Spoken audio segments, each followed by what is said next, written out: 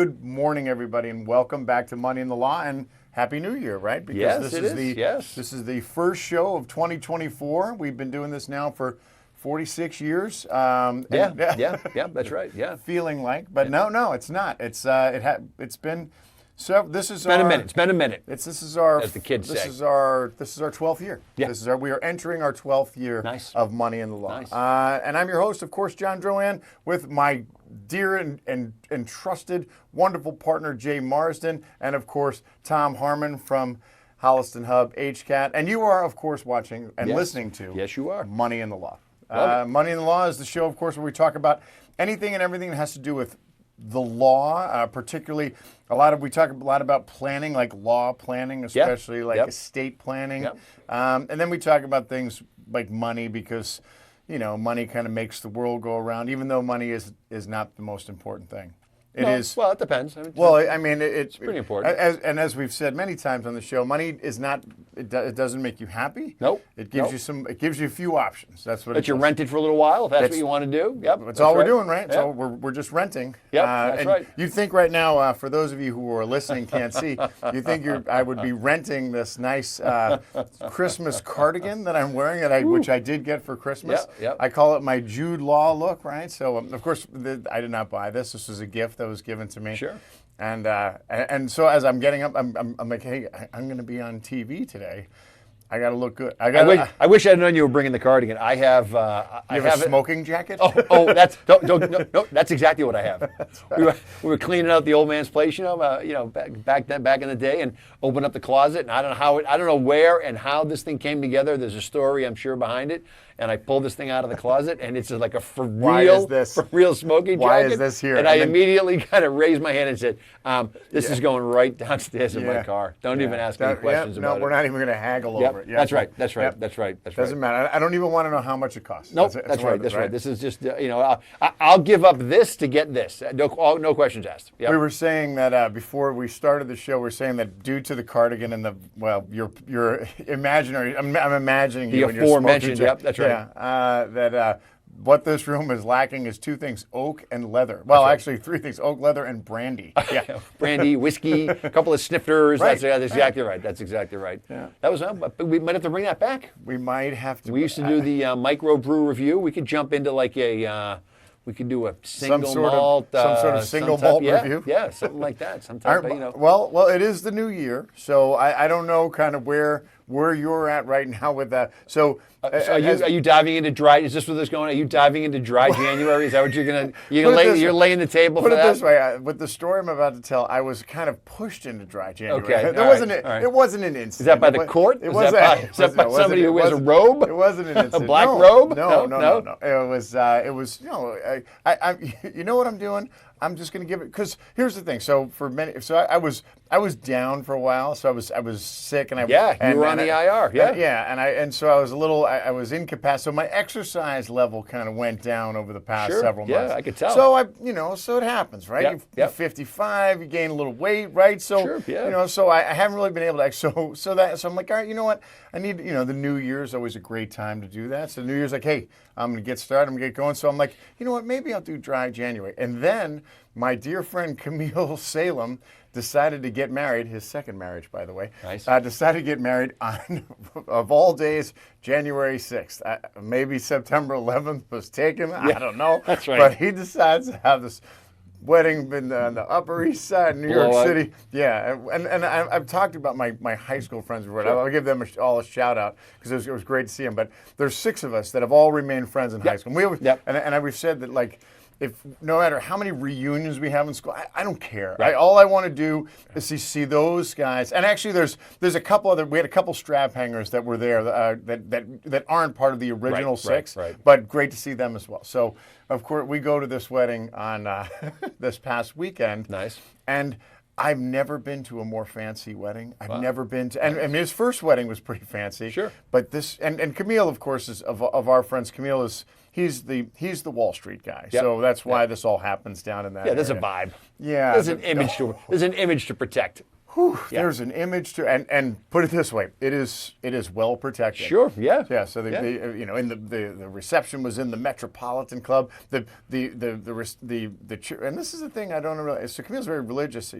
Anyway, I won't go into the how did you get to have another Catholic mass? So anyway, that's a Catholic school question. Make a donation. Yeah, that's right. So the St. Ignatius of Loyola Church. Yeah. There's probably a good 120 people at the wedding. You go into that place, and it's like you feel like there's nobody at the wedding because it's so big, massive. Yep. Yeah, best food I ever had at a wedding. Of course, it was open bar all night, why right? wouldn't it be? Yeah. But the best part about it was the band. I've never ever seen a band as good. There was a 12-person band, 4 singers, Wow. and they were all like young, good-looking people. 2 guys, 2 girls. And you know, like usually there's a theme, there's a rhythm to the wedding, right? Sure. You come in, they get announced, you have the cocktail party, then they get announced, and then they do, there's like the dance, and then there's a break. Yep. And then there's maybe some background music. Yep. This thing was like, there was almost as good. There was almost as much dancing as at my sister's wedding. Wow. There you go. Nonstop. Yeah. Good. Great. Yeah, nonstop. So anyway, needless to say, there was So dry January didn't get off to a resounding start. Is that what I'm hearing? January 6th wasn't as dry as I anticipated it. There's a rumor floating around that dry January doesn't start until your kids go back to school anyway.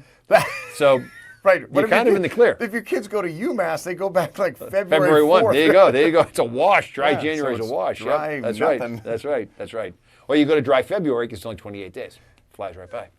Right. However, this year is this the 29th? I have no idea. Yeah, it could be, right? I think we'll get. We'll check in February. Where's our producer? Yeah, right? We'll poor check Tom. in February. Poor Tom. Like he's not the producer. He's just the camera. Look, he's checking it right now. Sounds like my man. yes, of course he is. Anyway, all right. Yeah. So I just wanted to tell the story. All right. So dry January. All right. Not getting off to the flying start that you thought. Dry January was more. It was a damp January. Was really I call it moist January. Yeah, That's what I call it. There was dry January, moist January. There was plenty of that. Nice. Yeah.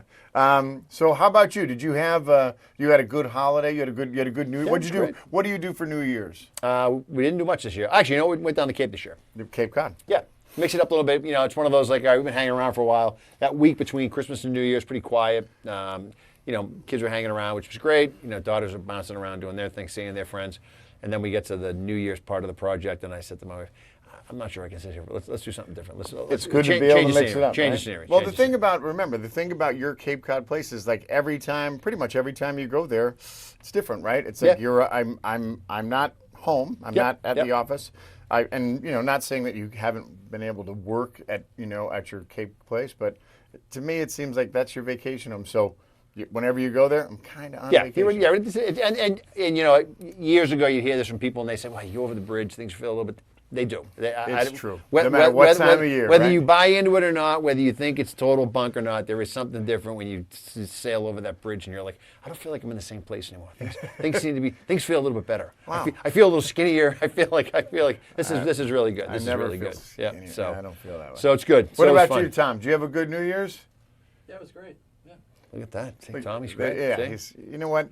Tom's he's low maintenance, right? Living life. Yep. He's like wherever he is, it's the place to be. I think it's the youth thing, right? That's definitely youth. Yeah, it's definitely youth. Definitely that. Yep. Definitely that. All right. So what's new? What's new with the office? What's new? You guys get? I mean, there's some office plans before we dive into today's subject. Office, you mean like physical office plans? Like, am I building a cigar bar on the 3rd floor? No, not at all. Not at all. Why would you even suggest that? Like I'm filling in 8 of the potholes in the driveway. No.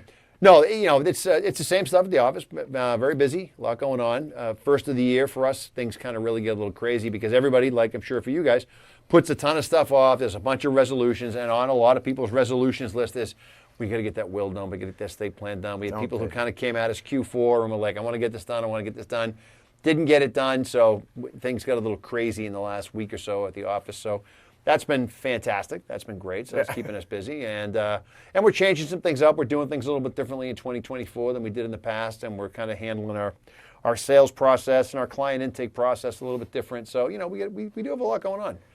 There's a rhythm, right? There's that kind of beat, and particularly in our service industry, because that's a lot of it is what it is this is a time when people are like, all right, I'm going to get moving. So this is always right up and again, it's tax season as well because now that's going to start up again. So there's going to be that. This is where people try and do a lot of, all right, you know what? I didn't get around, like you said, I didn't get around to doing this. I didn't get around to updating my 401k. I didn't get around to updating my estate plan. I'm going to do that now. We say this in the show all the time. Right now through April 15th. Now through April, there's a window. Yep. Everyone's going to be, right now you're focused on getting those resolutions done. As we muscle through and get to closer to April, then it's going to become a little bit more tax focused, and then everyone's going to take a deep breath and sigh after the 15th, and then there's a window to get things going before the weather breaks and people start thinking about summer and here we are, right? It's the beginning of January and we're talking about summer. Yeah, and then it gets quiet. Where does all the time go? We have to get to work. All right, let's get to work right now. All right, I'll tell you what, what do you want to talk about today? I know what you want to talk about. I had something I sent you during the week that I was very intrigued by. I was amazed, and we'll untangle this after the break, but I was amazed at how kind of off color this whole comment scene. It was wild.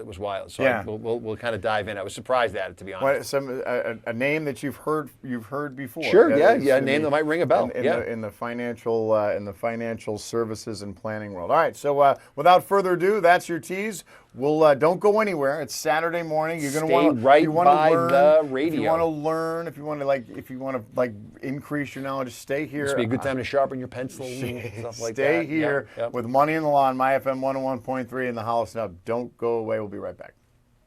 And we're back. My FM 101.3. Jay Marsden with the Marsden Law Group. John Drohan, Main FM Financial. Tom is on the bag today. We are here. First show after the new year. Excited to be back. A little post-holiday. John's moving around a little bit better than he was now that he's off the IR, which is great. Yeah, a little bit. And we're just kind of sitting here talking about all the things that need to be talked about. What about the makeover in here? They're working on it. Yeah, they're working on it. Wooden leather. We got the new mic stands. We got a new board here. It's like I feel like I'm getting ready to. We got a calendar. A calendar. You don't see those anymore. We could have done that. Yep, oh, look, what do you know? Oh, look at that right there, 29 days. Let's see what my birthday is. Hold on. Yep, look at that. Fantastic. I know exactly when your birthday is. So, that's exciting. Speaking of birthdays, there you go. There you go. Look at that. Giddy up. So before the break, we were teasing a little conversation. So there was an article that came out, I think it was a week or two ago, and it was by a very well-known, borderline, I would say, famous financial advisor, financial planner by the name of Susie Orman. And she had written an article, and the article kind of went along the lines of, saving some money, putting, I think, was it $100 a month away, and for X amount, $100 a month, and then it was talking about how you're going to, what your portfolio would turn into. Like it was going to be $1 million, magically. And so the article come out, and then there was a little bit of pushback on the article because one of the things that the article referenced, or one of the things that the article talked about, was the annualized rate of return that they were sort of calculating these numbers out at. And the number that was used in the article as an example was, wait for it, 12%. 12%. 12%. That was the annualized rate of return. Right. And the reason I bring it up, it kind of caught me by surprise because I thought to myself, and you can please feel free to disabuse me of this notion.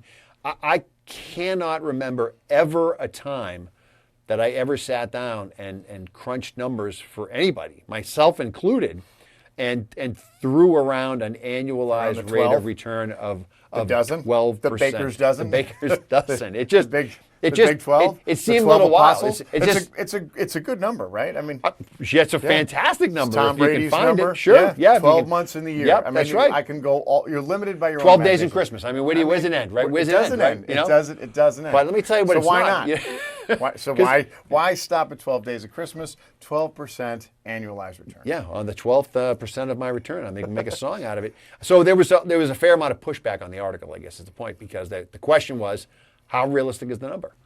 And so it caught my eye, and I said, who else would appreciate a discussion like this? I only know a couple of people who would appreciate a discussion like this.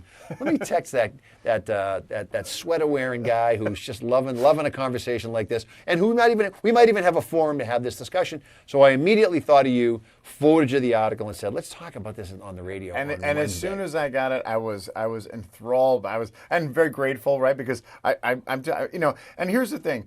Susie Orman is an almost world famous person in the wonderful resource, in the financial industry. Wonderful resource, knows the business, and is extremely smart. And I'm not saying anything derogatory about Susie Orman. She's far and away done. She knows her stuff. Far more in the and.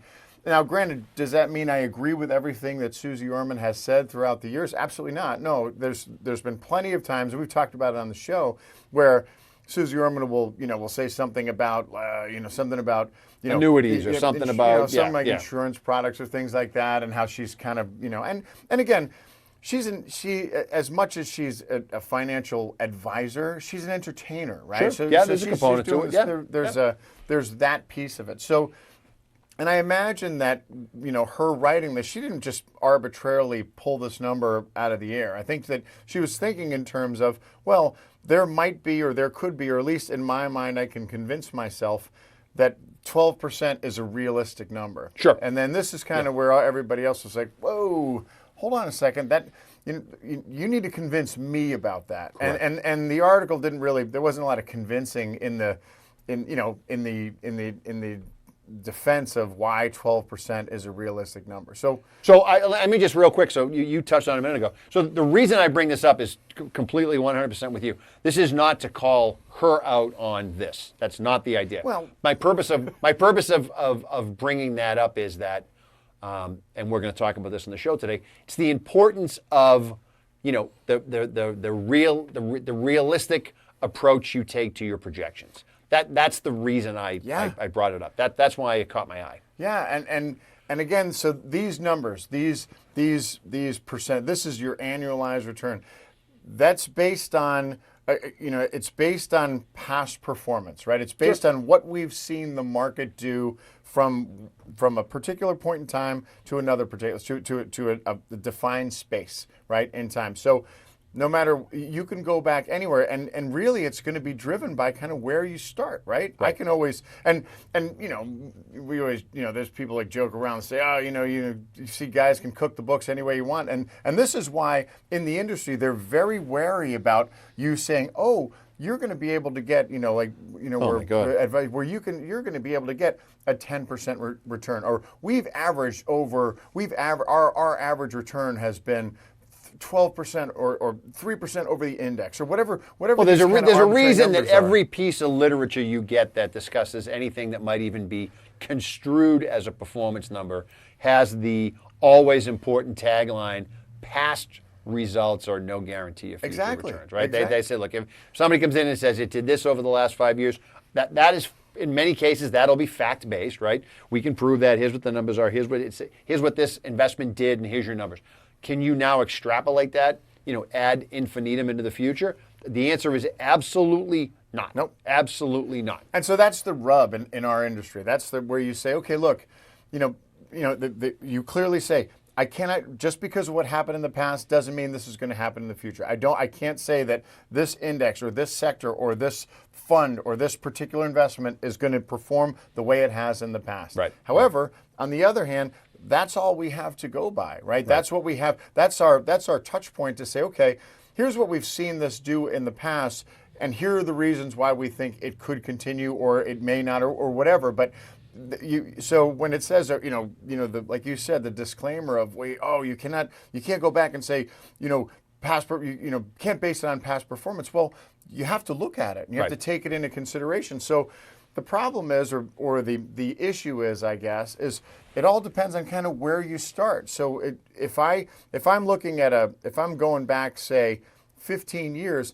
that's going to be a different number than if I go back 20 years, and if I go back 30 years, or if I go back 5 years, or if I go back 6 months. Again, it's all that kind of that start point, that starting off point. I mean, if I go back to February of 2020 before the market crashes, that's a different animal. Yep. That's a different than if I wait 1 month and I'm in March of 2020, then I start off on, say, March 16th of 2020. Guess what? My performance numbers look really, really, really good, and that's just based on a 30-day different start point. Now, and before somebody texts us or emails us and sends us a million, indications of these, these individual stocks or these crazy indexes or these particular asset classes that have done something along the lines of an, and I don't know what the long-term, number would be to discuss.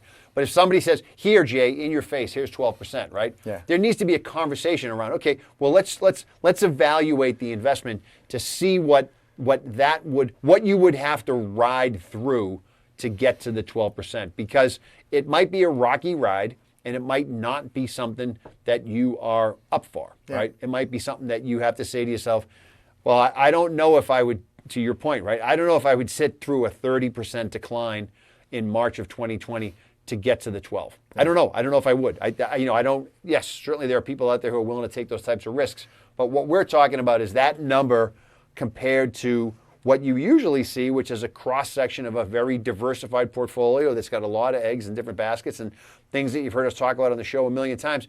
And that's an apples to oranges comparison. Yeah. Are there aspects of your portfolio when you have a diversified portfolio that 12% number is real? I'm sure it is. But remember, it's in the same basket with something else that did 3%, because it's either a fixed income investment or it's a different type of investment that zigs when the other one zags, right? Yeah. So you got to look at this as a blended average, I guess is my point, which is more realistic to what most people are doing. Right. So her argument is if I invest in the S&P 500, right? So we use the S&P as kind of like that's that's the snapshot of the stock market, that the S&P 500 is going to give me over time an annualized return of 12%, right? And that very well could happen. And in some respects, in some windows, in some time period, that's right, in some time period window, that absolutely has happened, and it's done better. But here's the issue. The issue is that when you start looking at the market as a whole, and you say, oh well, overall that's great. It's going 12%. And remember, I don't have my whiteboard here, but when you look at the stock market, its general tendency is up when you go back 110 years, sure. Right? Yep. It's the market. It starts at a low point and ends at a higher point, but it's what happens in between that is the unpredictable thing. But it definitely trends upward. It has trended. Put it this way: it has trended upward over the past 110 years. Sure. Right. Yeah.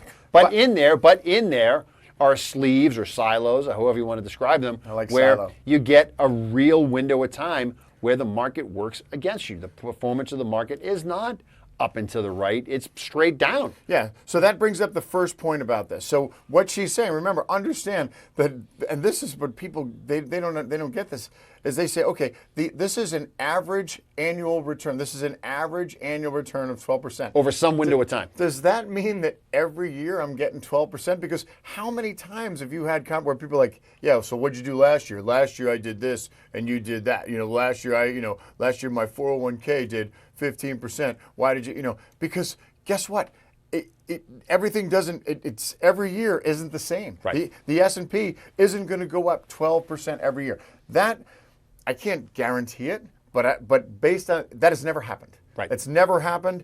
It's never happened. And if I was a betting person, I would say that is never, ever going to happen. That you're going to see it go up a minimum of 12% every year. And and again, even if it does, right? We talked about this a minute ago. Even if it does go up, right? The gyrations that may happen from point A to point Z, right, in the middle, that get you to it's up 20, it's down 10, it's up 15, it's down 30, it's up 40, it's down, so again, yes, wouldn't it be nice if it just sailed along 12% every year and everybody's just compounding money like it's nobody's business? But it doesn't work that way. And the reason I call this out is because everyone's going to sit down at the beginning of the year and they're going to get their year-end financial statements, they're going to get their year-end profit-sharing contributions, they're going to get all this stuff, and then there's going to be a real burst of planning, if you will, around numbers, right? Because now all of a sudden you're going to pay attention to it because somebody forces you to, right. And you're going to say, well, look, geez, we get this much money, and if I use that 12% return number and I just kind of extrapolate this thing out, guess what? We can retire next week. Sure. Right? Okay.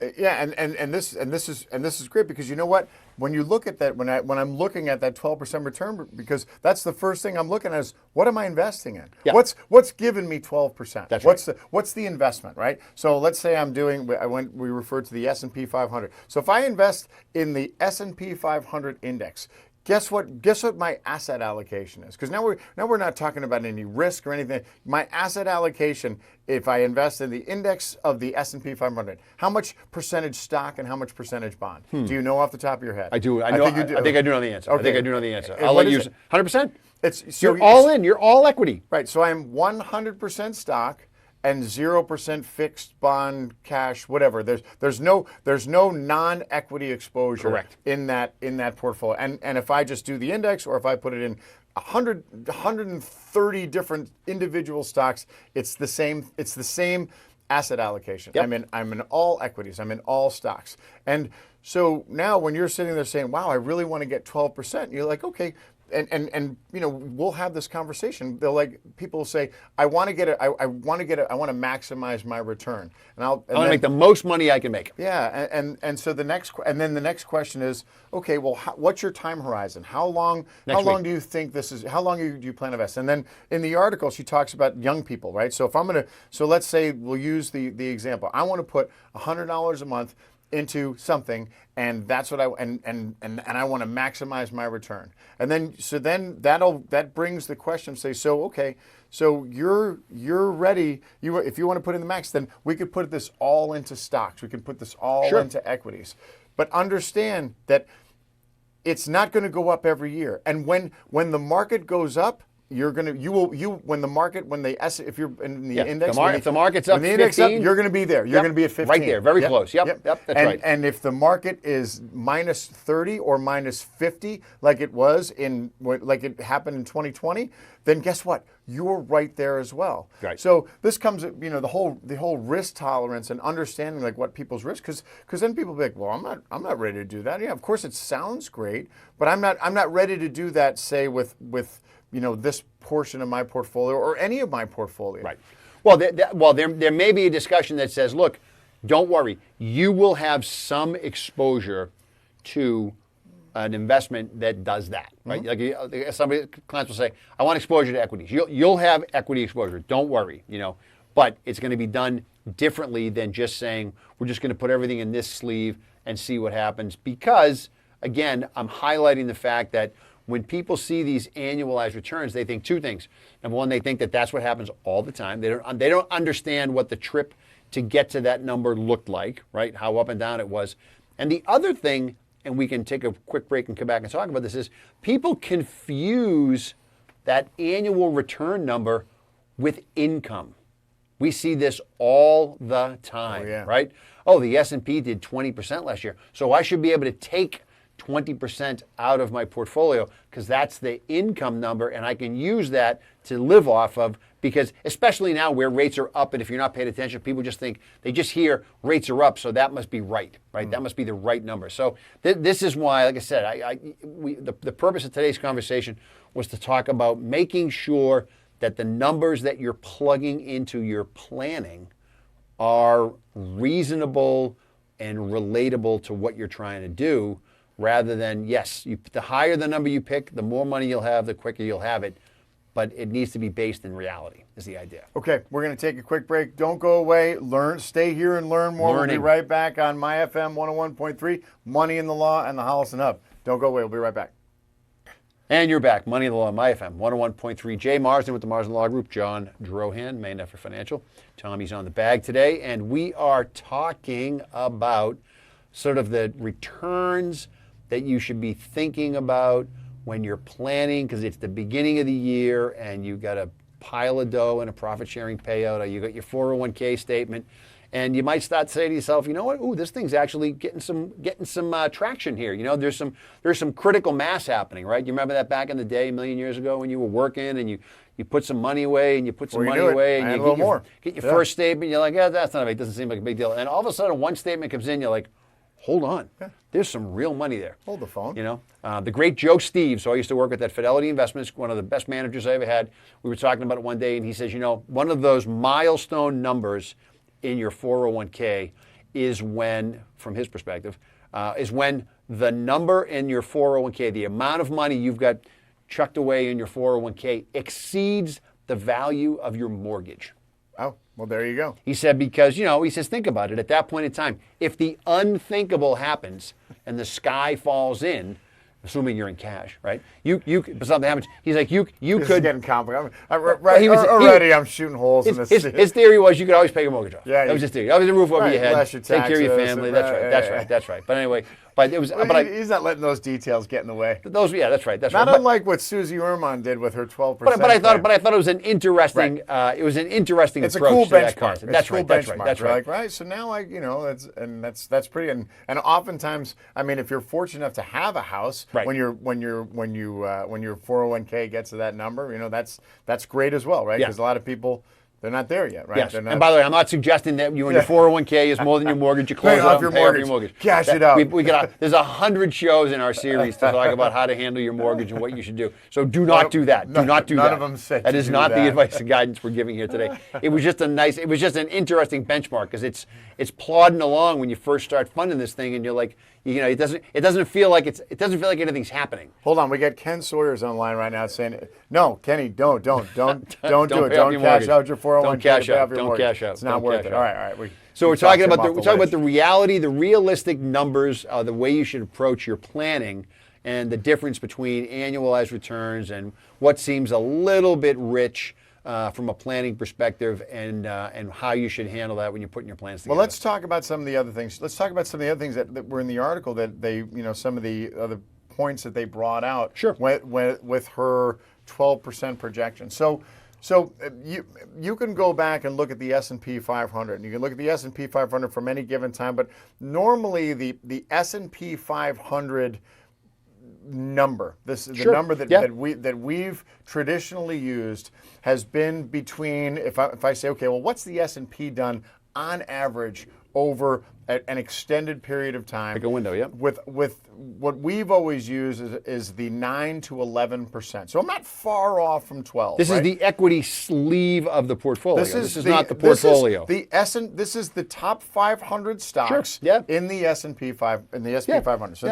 So essentially this is the stock market, right? This is the market, right? So it's funny that you're.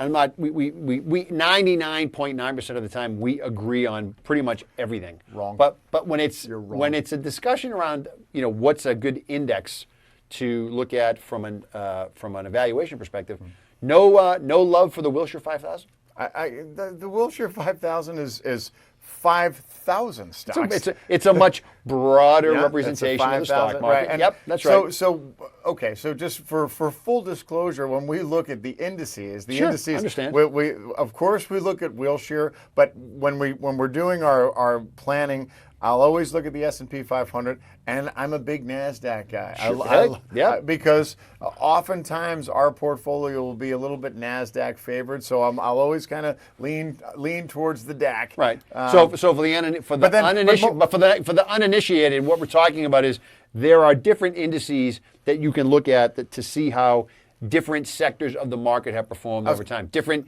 flavors of stocks. I was going to say, but then there's the people who are purists, and all I care about is the Dow Jones. Yep. All I care about is the Dow Jones, 30 stocks, and that's me. That's the stock As market. The Dow Jones goes, and you could make an argument. You could look at past performance and history that the Dow usually kind of goes in step with the S&P 500 and the Nasdaq, and sometimes in some years in some spaces they'll diverge, but over time they're all moving in the relatively the same direction. They're all heading in the relative same direction. That's right. So when we talk about the S&P 500, this is or we talk about the market, the index. Sure.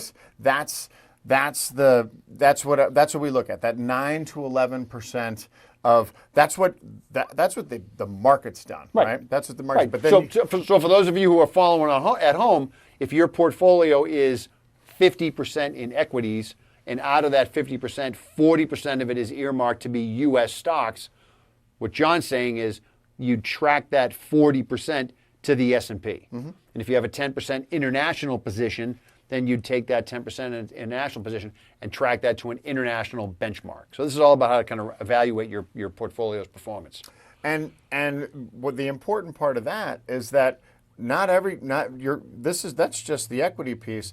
My whole portfolio, my whole picture isn't going to all be sitting in equities. 99 point, a million decimal points out of 100. Like, no way am I going to have, and we just don't do it. Like, and I don't recommend people to do it. Right. It's just because you're assuming too much risk. Now, could a piece of it just be in all equities? Of course, but overall, when you look at your overall picture, and for instance, like if we're talking about your retirement, like your 401k, your 403b, your 456, one of your your IRA, your Roth IRA.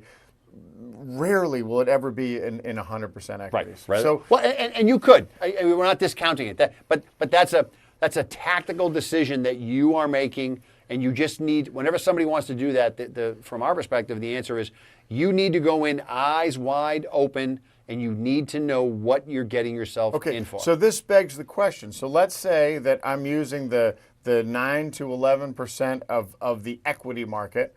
And so therefore, if I'm in my 401k and I pick let's say it's the Vanguard index, the Vanguard, all world index, U.S. included, right? I pick that. So that's kind of like the world of stocks. Sure. And I put 100% into that. And this is in my 401k. I put 100% into that Vanguard, and then I track what the market does. And let's say the market does 15%, but I only do 13%. How is that? Or I only why is that? I should do what the market does because I'm invested in that thing. What are the things? And this is what the article talked about some of the things that keep aren't really taken into consideration. That's right. They keep you from getting to that 12. Exactly. Right? So the first thing you worry about is fees. Yeah. That's the first and foremost.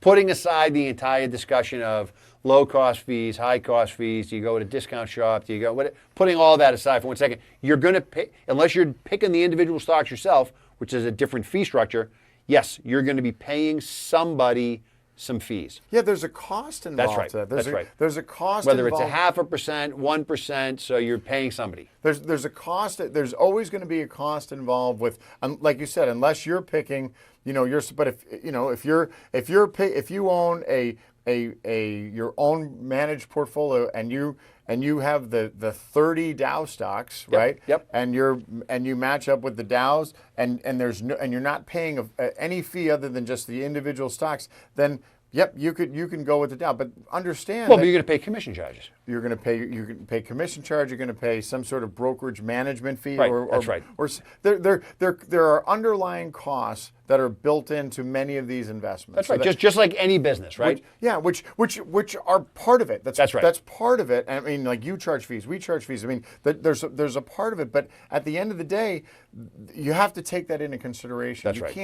You can't just disregard like I'm just that 12%. Is that net of fees? And oftentimes those are not included. Well, a lot of times that could be included in some of the performance data you get that says, oh, this number here is gross of fees, right? Which depending on who you're working with, depending on the organization, they will lead with a performance number, right? Yep. And they'll lead with a performance number, and then there'll be that teeny tiny little asterisk on that performance number that you don't see because at the bottom of the column, in even tinier letters, is the language that says this fee is gross of expenses. And then you say to yourself, well, if it was net of expenses, what would that number look like? Oh, hold on. Let me get that for you. I don't have it right here. Yeah, and the other thing is especially when you're talking about investing in things that are managed, such as funds, such as some ETFs, such as a managed brokerage portfolio, sure, stock portfolio. When you're talking about things that are actively managed, another fact, this wasn't brought out in the article, but when we're talking about fees.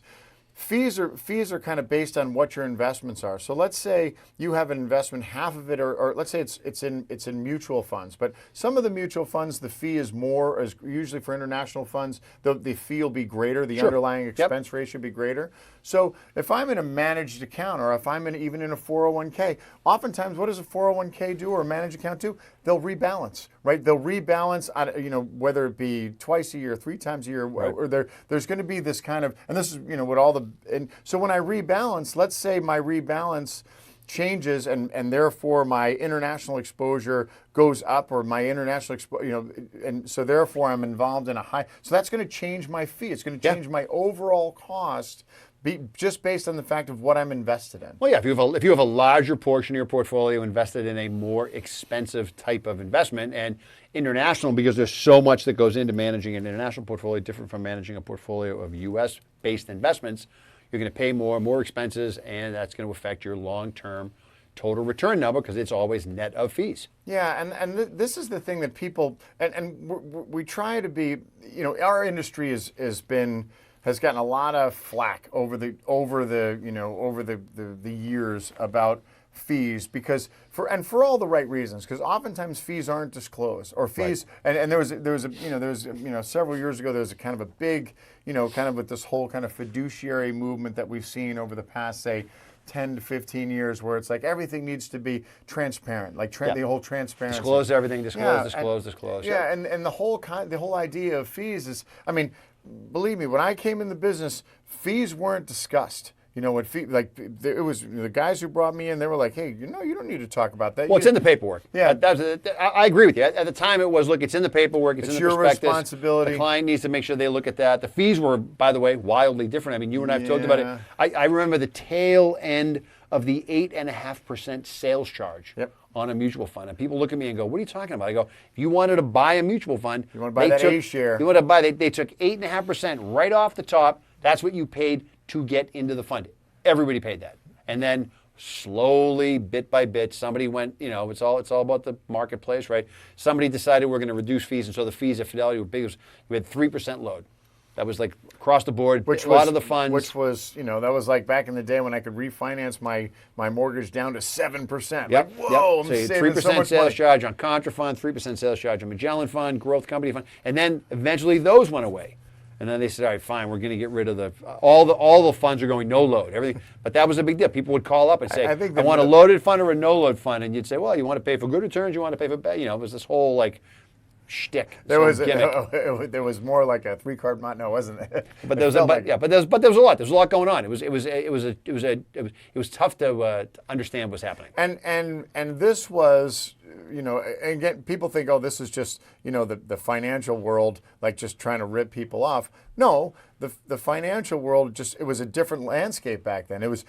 Fidelity didn't have as much money as they have now, right? They did okay, but yeah. But I'm saying they didn't, right? So and again, the financial companies, they were businesses, right? A mutual fund is a business, an investment company. So it needs to make money. Now, some made plenty more money than. Well, but the idea also was, when people would talk about the fees, if the fund was having a wildly successful run, it became very easy to say to somebody, hold on 1 second. The fund earned 20% last year, and you're complaining because you had to pay 1%. Yeah. You made 20, the house took 1%. I'm not sure there's something to be complained about there, And then, then there's a whole nother approach of, do you use low cost ETFs, low cost index funds? Then there's everybody has their approach, right? But that's the thing is the fee applies no matter what, right? So the fee is going to apply whether you have a 20% year and then that 1%, whatever you're paying. Well, it's built into the formula. Yeah, you don't even see it. Whatever that fee is, you're like, oh, it doesn't matter. However,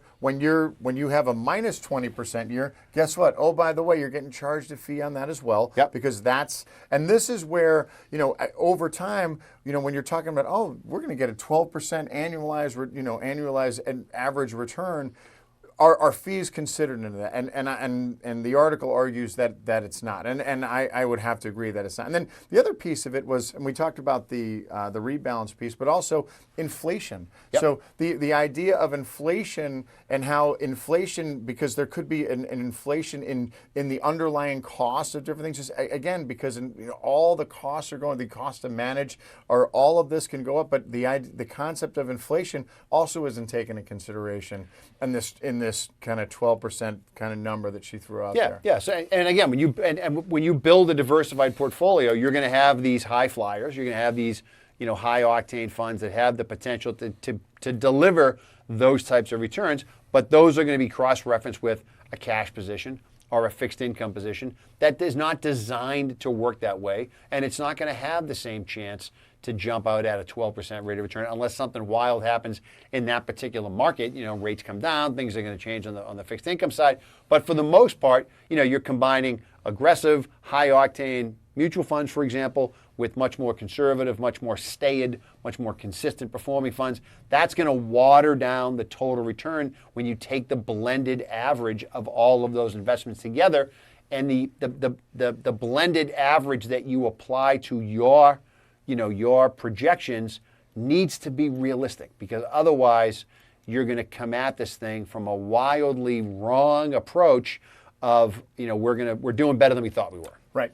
And so what's the takeaway here? And again, the one great thing about this article, the one great thing about the advice of the famous Susie Orman is she says, the first thing she says, when you're young, start putting money away at $100. Put away what you can. Yep. And she gave the nominal number of $100 a month, which equates to $1,200 a year.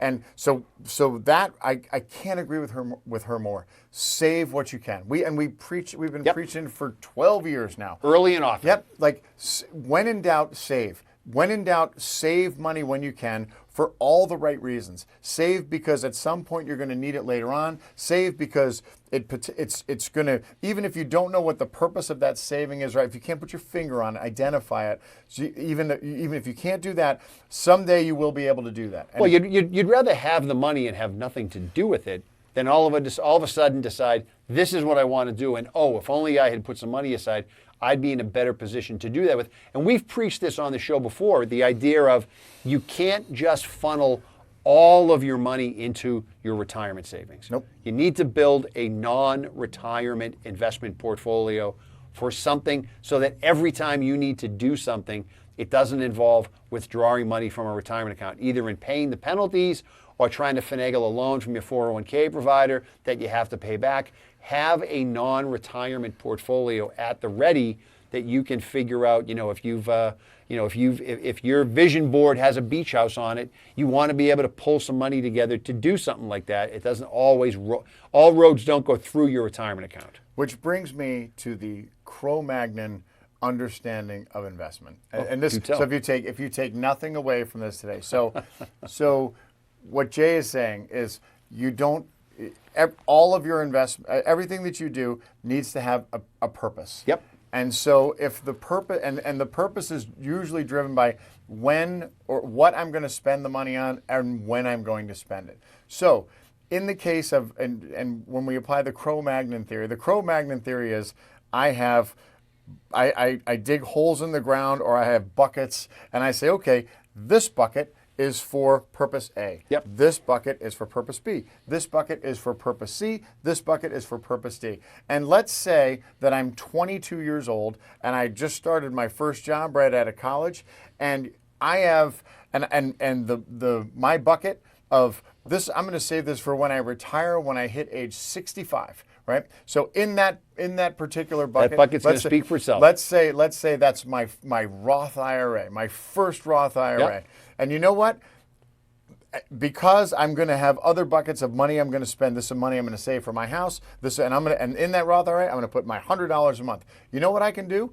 I can absolutely put that in 100% equities. I can do that because, again, if my risk tolerance allows me, like if I understand and I understand the risk involved, with say, hey, you know what? If some days, in some years, that's going to do great, but in the years when the market does poorly, that's going to do just as poorly. Well, and on retirement accounts, because it literally says it in the name of the account, retirement account, right? That's a better place for people to say, if I'm going to take some risk, I know I don't need that, but you're right. A 22-year-old, that makes sense. A 62-year-old staring at a retirement window, maybe starting taking distributions 3 years from now. So you're looking at 65, 66. I'm going to start taking some money in my IRA.